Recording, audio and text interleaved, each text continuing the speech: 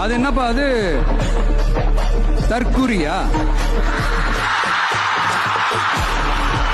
நான் கேக்குறேன், மக்கள் எல்லாரும் உங்களுக்கு தற்குறிகள். அதே மக்களோட ஓட்டு வாங்க போற நாம தற்குறிகள்னா, அப்ப இவ்வளவு நாள் அதே மக்கள் கிட்ட இருந்தானே நீங்க ஓட்டு வாங்கிட்டு இருந்தீங்க. அப்ப நீங்க அந்த மக்களுக்கு நீங்க காட்டுற மரியாதையும் நன்றியும் இதுதானா?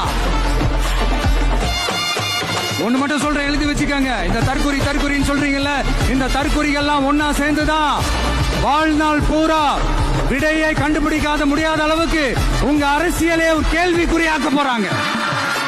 இவங்க எல்லாரும் தமிழ்நாட்டு அரசியலோட அந்த மாற்றத்திற்கான அறிகுறி.